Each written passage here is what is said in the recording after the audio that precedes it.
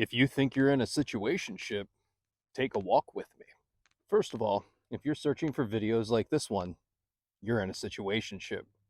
Even your friends with benefits turn into these situationships, even though you talked about it.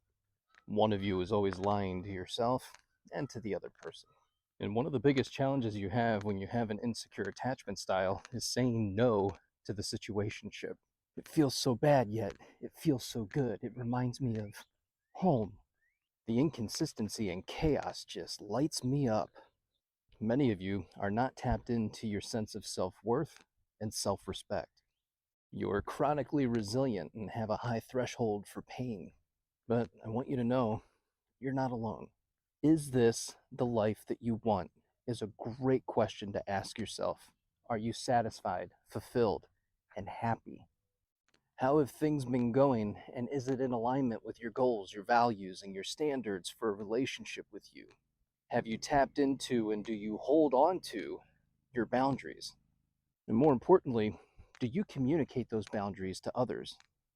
And do you find yourself waiting for the other person to make a move, something, anything? It's important when you communicate your needs, wants, and boundaries to the other person that you check for understanding. Are they tracking, and do they know what you're asking for?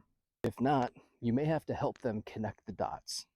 And I know what you're thinking. They're an adult. They should just know.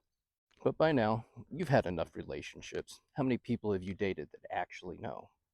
We don't all have the same emotional capacity or understanding of what you're trying to articulate to us.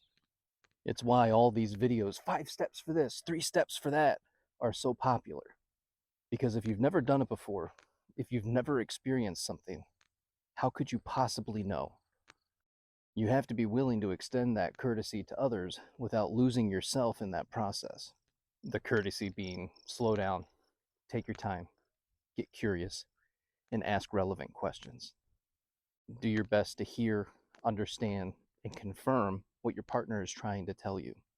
The part that really confuses people is that the person you're dating can be successful in so many different areas of life, yet they show up immature and emotionally stunted in relationships. A good clue and a place to get curious is their childhood and a relationship that they had with their family. And as you uncover certain aspects that have shaped who they've become today, you begin to recognize they are physically an adult, but never fully self-actualized. But tread lightly, because this can make the other person uneasy and get defensive. And they might hit you with, "You're asking too much." And this is where you have to ask yourself, if this person never changes, grows, evolves, or develops, are you going to spend the next 50 years like this? And the other side of that is, are you willing to acknowledge and recognize their limited emotional capacity and love them as they are? And some of you might say, no, that's ridiculous. They should be able to change. And to that I say, well, I think you have your answer. And what's really difficult about a situationship is it can hurt just as much, if not more, than a regular relationship. It's your almost relationship. It gave you all the highs and lows of a regular relationship in a very short period of time. You felt excited and free to express yourself like you never have before.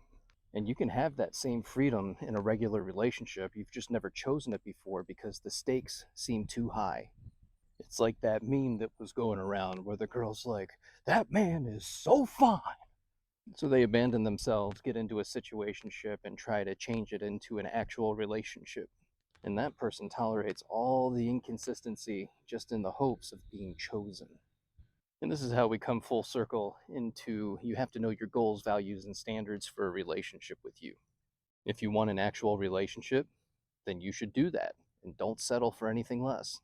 And if you find yourself saying things like, they need to step up, or if they wanted to, they would, you're in a situationship and you have some decisions to make. When you exit that situationship, do yourself and everyone a favor and heal from that almost relationship. And remember, if it was really that great for the other person, you'd probably be together. So don't make other people suffer for someone else's inconsistency. You end up becoming that person.